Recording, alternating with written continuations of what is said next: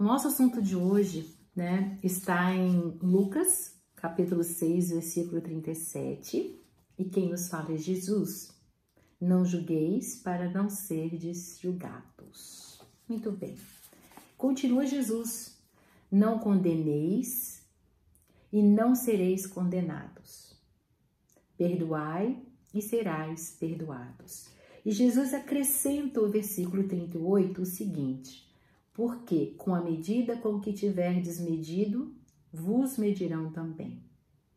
Essa passagem sobre o julgamento é Jesus nos convidando na manhã de hoje à tolerância. Esse tema, ele também foi falado em Mateus, no capítulo 7, do versículo 1 ao 5. Muito bem, vamos começar? As lições evangélicas, elas são sempre oportunas e, gente, muito necessárias. O Cristo nunca falou palavras ao vento. Vamos hoje nos colocar num ponto de vista, como diz André Luiz, para perceber a vida de uma maneira mais clara, mais transparente. Então André Luiz disse, abre aspas, cada criatura percebe a vida do ponto de vista que ela se coloca. E o evangelho que Jesus nos exemplificou aqui na terra não é para ficar na letra, você já ouviu isso, né? Mas é para que a nossa alma encontre vida. Palavras de Emmanuel. E esse evangelho, à medida que nós vamos nos permitindo exemplificar a bondade, a generosidade, todas as virtudes que Jesus nos mostrou, nós vamos ganhando vida na nossa própria alma. E quando, nesse versículo, que Jesus fala sobre o julgamento, né, e nos pede a tolerância, eu comecei a me lembrar de um outro pedido dele, no outro versículo, mas que quem conta é Mateus, está lá no capítulo 5, versículo 41. Olha que coisa, Jesus toda hora nos pedindo tolerância. Ele diz assim, se alguém te obrigar a andar com ele 1 milha, vai com ele 2. É ter disposição plena para compreender.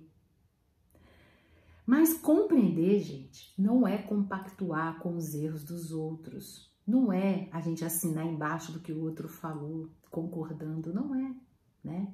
Nesse momento, nós podemos preservar o nosso próprio ponto de vista. E quando a gente preserva o nosso ponto de vista, a gente está isento.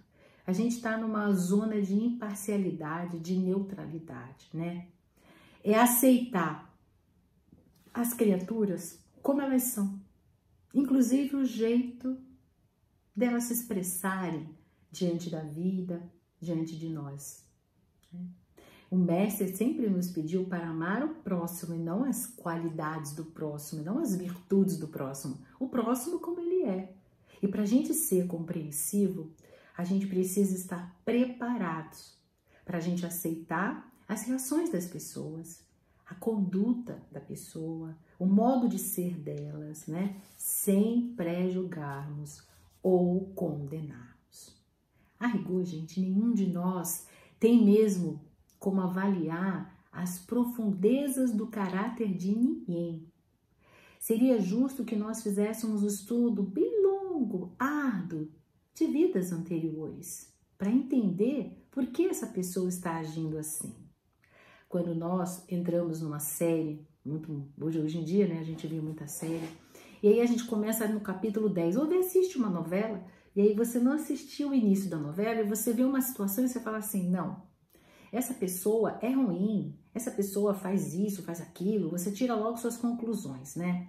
Aí se você assistiu os capítulos anteriores, você começa a entender o porquê que aquela pessoa está agindo desse jeito. E às vezes, quando nós estamos diante das pessoas, nós estamos exatamente no capítulo 10, ou talvez no 20, no 30, e a gente desconhece o porquê, a causa de tudo aquilo. Por isso, se a gente quer ser, né, prudente, honesto e cristão, nós precisamos olhar essa coisa com mais detalhes. E às vezes a gente não tem acesso à história de vida, às vezes, daquela pessoa que está diante de nós, dessa vida mesmo ou de vidas passadas. Quando nós lemos os romances psicografados, né, nós lemos e vemos que os benfeitores espirituais, antes de auxiliar, antes de ajudar, eles fazem o estudo de tudo que aconteceu nas vidas anteriores para poder ajudar eficazmente. Percebe? Às vezes, a vítima de hoje foi o algoz de ontem. Às vezes, a pessoa passa por situações difíceis e ela não encontra por que ela está tendo tantos problemas, ou tantos sofrimentos, ou essas coisas chegam, parece que nada dá certo, né? Parece que quando ela começa, aí cai de novo. Por que essas coisas estão acontecendo? Por que as pessoas agem assim comigo, né? E às vezes, eu fiz tão boa, isso, aquilo. É que nesta vida você está diferente, mas na outra não. Então, você está colhendo aquilo que plantou nas outras vidas, né? Por isso que a gente fala, às vezes, a vítima de hoje foi o algoz de ontem. A vítima que sofre a violência hoje foi quem fez a violência, né, em outros tempos. Mas isso não quer dizer que nós não vamos, né, acolher, amar, ajudar, porque nós não somos os juízes. É uma lei, causa e efeito, todos nós temos. E a gente pode, a partir de agora, plantar diferente para no futuro, bem próximo, né, colher outro tipo de fruto que nós, né, atualmente não estamos colhendo. Às vezes os frutos de hoje são amargos, mas no futuro os frutos serão doces. Depende do que nós vamos semear no campo da sementeira, no terreno das pessoas que caminham conosco e da nossa própria vida, né?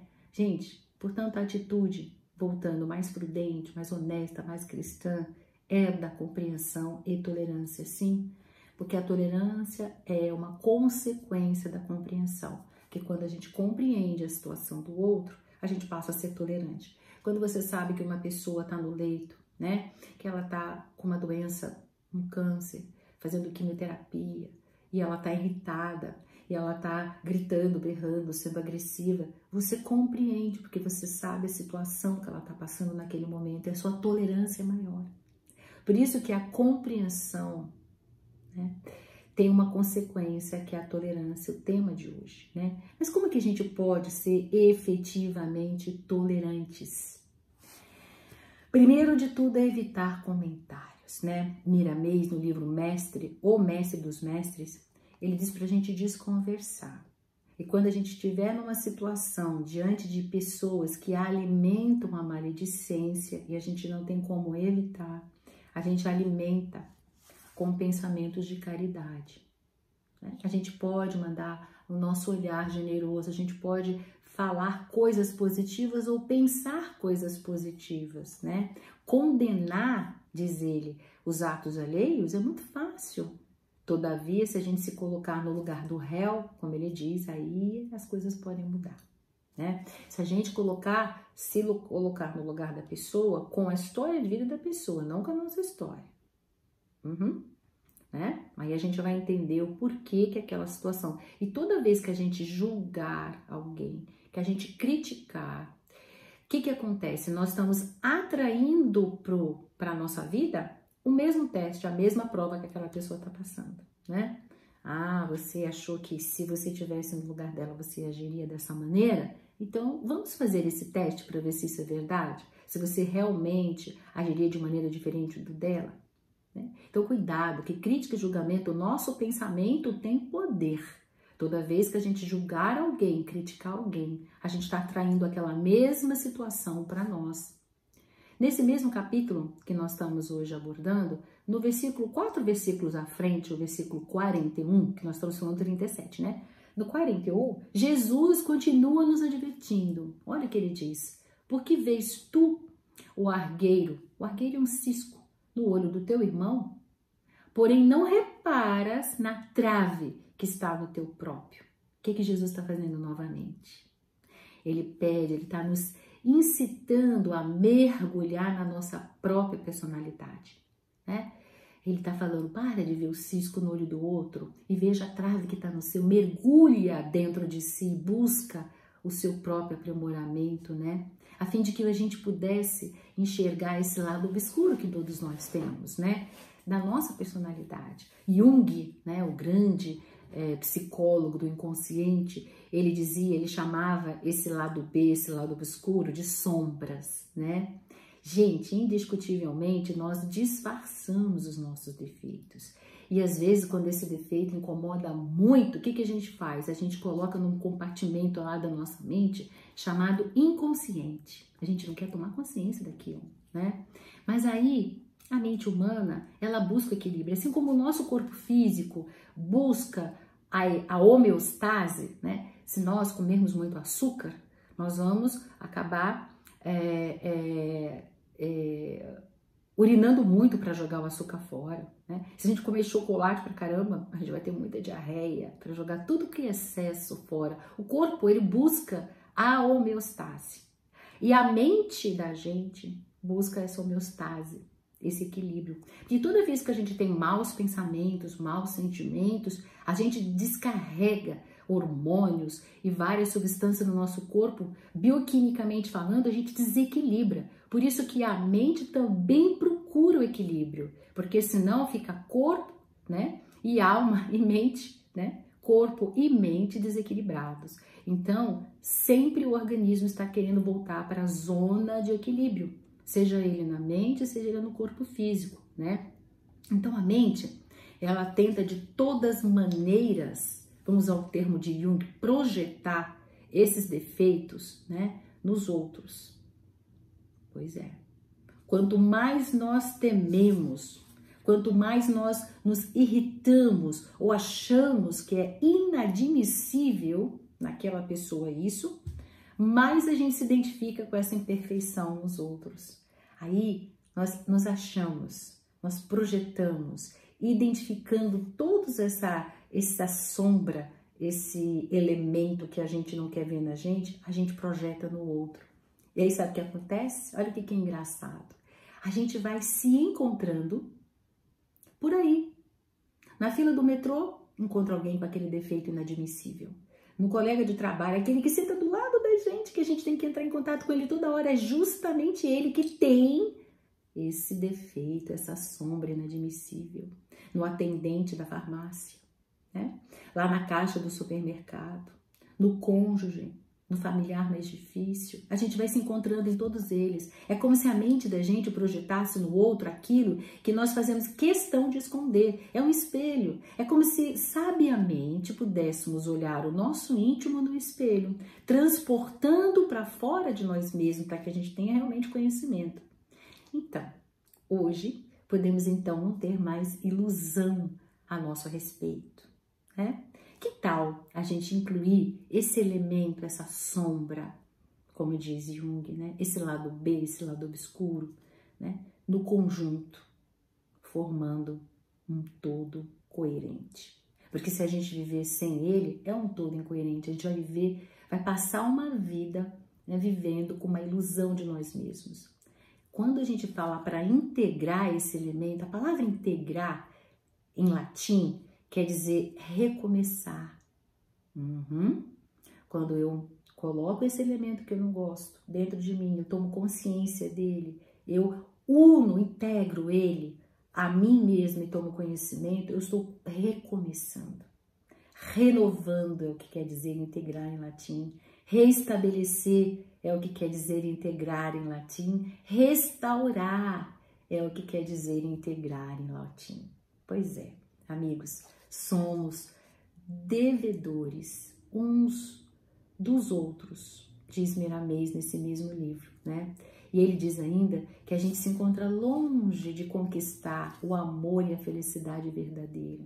Todos nós temos os mesmos direitos, somos seres, gente, incompletos. Ainda somos seres provisórios, em plena jornada evolutiva, longe do nosso destino final. Milênios atrás, a gente era ainda muito pouco evoluído que nós somos hoje.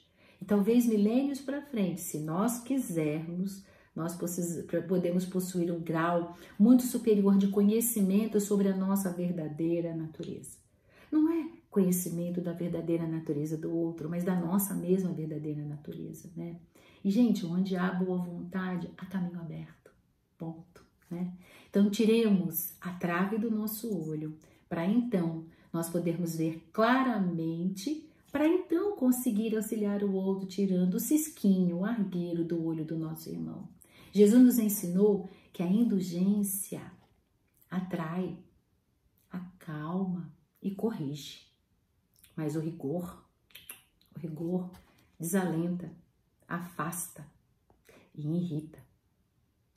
Quem já está nos confidenciando um erro, essa pessoa já está em sofrimento, a sensibilidade dela já se encontra aguçada, ela não precisa da nossa crítica, do nosso julgamento. Essas almas que já estão assim, elas estão amolecidas, elas estão alquebrantadas pela própria dor daquilo que já fez. O terreno já está preparado para novo plantio. Então, ao invés de julgar e criticar e ser rígido e rigoroso, nós podemos usar, como Jesus nos ensinou, a indulgência, a tolerância, com palavras que são mais suaves, com gestos de carinho, com aquele coração indulgente, né? Mas cada um de nós só pode prestar um auxílio eficaz na medida das forças que nós possuímos. Podemos ter essas forças se elas são geralmente proporcionais ao nosso grau de progresso que a gente realizou em benefício à nossa própria alma. Quando nós nos permitirmos experienciar as virtudes do Mestre, nós estamos progredindo espiritualmente, nós estamos fazendo com que a nossa alma consiga ser mais madura, mais estruturada para auxiliar melhor. Nós não podemos dar o que nós não temos. Para a gente dar, a gente precisa possuir. Para a gente amparar, nós precisamos ser fortes, né? Para a gente corrigir, nós precisamos ser perfeitos, pelo menos naquilo que a gente pretende corrigir, não é? Nos outros. Ou seja, para a gente dar a luz espiritual, né? Porque queremos dissipar as sombras à nossa volta, nas vidas dos próximos, né? Nós queremos que ele não tenha mais sombras, a gente quer dar a luz, mas para a gente dar a luz espiritual, nós precisamos possuir essa luz. E para ampararmos espiritualmente irmãos enfraquecidos, devemos ser fortes espiritualmente. Então, se quisermos ajudar de um modo eficaz, nós precisamos nos colocar não como juízes, e sim como facilitadores, dando as nossas mãos aos nossos companheiros de viagem. Nas milhas da vida, como disse Jesus, né? Quando alguém te obrigar a dar 1 milha, vai com ele 2, não foi isso que ele disse? Então, nas milhas da vida que nós somos convidados a trilhar, transformemos a atmosfera do nosso lar. Vamos transformar a atmosfera do nosso trabalho, da nossa vida social, seja onde for, vamos transformar em oportunidades de crescimento. Somos todos filhos de Deus, espíritos eternos, em burilamento ainda incompleto, todos nós. Então, quando a gente começou a nossa reflexão de hoje, nós começamos com a frase de André Luiz, né? Cada criatura percebe a vida do ponto de vista que ela se coloca. A vida que passamos a perceber hoje, através do ponto de vista da compreensão com tolerância, é Cristo crescendo em nossos corações, para que Deus possa se expandir através dos nossos atos renovados. Abraços fraternos.